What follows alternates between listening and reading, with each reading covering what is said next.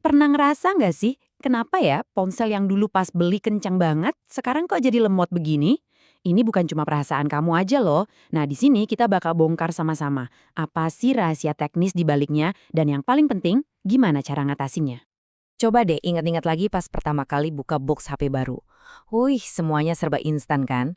Geser-geser layar mulus, buka aplikasi cepet banget. Tapi setahun, 2 tahun kemudian, kok rasanya buat buka satu aplikasi aja butuh sabar ekstra. Jadi, kemana perginya kecepatan sakti itu? Nah, kabar baiknya nih, kamu nggak lagi berhayal kok. Ini tuh masalah teknis yang beneran ada, dan yang lebih penting lagi, ada solusinya. Solusi yang sederhana, dan yang paling penting, nggak harus bikin kamu langsung keluar duit buat beli HP baru. Oke, jadi apa sih akar masalahnya? Intinya tuh cuma satu, ada konflik fundamental. Bayangin aja, ini pertarungan antara perangkat keras HP kamu yang gitu-gitu aja nggak berubah, melawan perangkat lunak yang tuntutannya makin lama makin berat. Gini deh bayanginnya, waktu kamu beli HP, hardware-nya, kayak prosesor dan RAM-nya, itu kan udah final, udah segitu aja speknya. Tapi software-nya, nah ini dia, terus-terusan berevolusi. Aplikasi diupdate, sistem operasi diupdate, fiturnya makin canggih, makin rakus tenaga.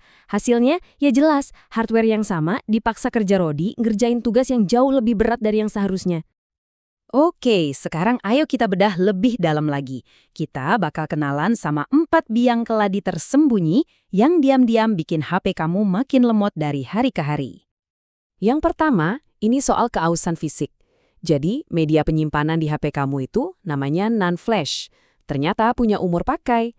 Setiap kali kamu nyimpan foto, hapus video, install aplikasi, sel-sel memorinya itu ibaratnya terkikis sedikit demi sedikit.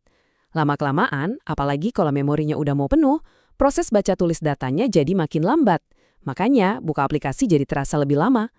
Selanjutnya ada yang namanya obesitas aplikasi. Coba deh lihat perbandingannya. Aplikasi 2 tahun lalu itu fungsinya masih dasar-dasar aja. Penggunaan dayanya juga biasa aja. Nah, aplikasi sekarang, wah udah pakai AI, grafisnya HD, butuh sumber daya yang jauh lebih tinggi dan nuntut banget. Jadi setiap kali kamu neken tombol update, sebenarnya kamu itu lagi ngasih beban kerja yang makin berat ke hardware HP kamu yang umurnya nggak nambah muda. Biang keladi nomor 3. Ini nih yang sering nggak disadari. Baterai. Jadi baterai HP itu kan ada umurnya. Makin tua, kemampuannya buat ngasih tenaga puncak itu menurun. Nah, biar HP kamu nggak tiba-tiba mati pas lagi butuh-butuhnya, sistem operasi, baik itu Android atau iOS, bakal turun tangan.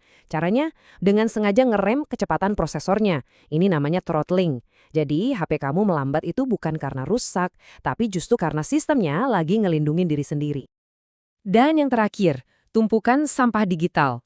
Jadi gini, setiap kali kamu buka aplikasi atau website, HP kamu itu nyimpen data sementara yang disebut cache. Tujuannya sih sebenarnya baik, biar lain kali kamu buka lagi, prosesnya jadi lebih cepat. Masalahnya, kalau nggak pernah dibersih-bersihin, tumpukan data ini bisa sampai bergiga-giga besarnya. Ironis banget kan? Data yang tadinya dibikin buat mempercepat, sekarang malah jadi beban. Jadi rantai yang bikin sistem kamu jadi berat.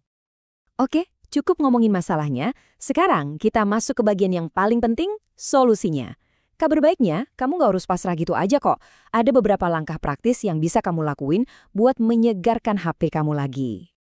Dan ini bukan sekedar kata-katanya loh, para ahli pun setuju. Kamu tuh nggak perlu performa 100% kayak HP baru. Cukup dengan beberapa langkah yang tepat, balikin 80-90% performa lamanya itu udah lebih dari cukup. Dan itu sangat-sangat mungkin buat dilakuin. Jadi, apa aja ritual penyegaran ini? Gampang kok, ada 3 langkah utama. Pertama, kelola penyimpanan. Kedua, ganti baterai kalau emang udah waktunya. Dan ketiga, lakukan riset pabrik secara berkala. Yuk kita bahas satu-satu. Oke, yang pertama, manajemen penyimpanan. Aturan emasnya gampang. Usahakan selalu ada ruang kosong minimal 15-20%.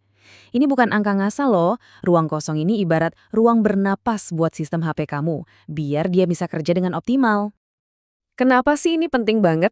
Gini, kalau ruangannya lega, sistem itu nggak perlu kerja ekstra buat nyari-nyari celah buat nyimpen data baru. Ini juga mengurangi yang namanya fragmentasi. Hasil akhirnya, waktu buka aplikasi dan file jadi jauh lebih cepat. Simpel kan? Yang kedua, baterai. Masih ingat kan soal throttling yang kita bahas tadi? Nah, kalau kesehatan baterai HP kamu udah di bawah 80%, menggantinya dengan yang baru itu bisa ngasih efek yang paling drastis. Beneran deh. Ini tuh ibaratnya kamu ngasih jantung baru buat HP kamu, biar prosesornya bisa lari kenceng lagi tanpa ada yang ngerem. Pada akhirnya, semua ini bukan cuma soal teknis loh, tapi lebih ke soal mengubah cara kita memandang perangkat kita. Bukan soal pasrah aja lihat teknologi jadi lemot, tapi soal gimana kita bisa paham dan mengelolanya dengan baik. Jadi, poin terpenting yang bisa kita ambil dari sini adalah HP yang lemot itu bukan berarti HP yang rusak. Ini tuh bagian yang wajar banget dari siklus hidup teknologi. Dan dengan pemahaman yang benar, ini adalah sesuatu yang sangat bisa kamu kelola, bahkan kamu perbaiki sendiri. Jadi sebelum kamu mikir buat ngeluarin belasan juta rupiah buat HP baru, coba deh tanya ke diri sendiri. Jangan-jangan dengan nyisihin waktu 1 jam aja buat penyegaran, HP lama kamu ini bisa dapat kehidupan kedua, dan kamu bisa hemat banyak uang. Jawabannya mungkin bakal bikin kamu kaget.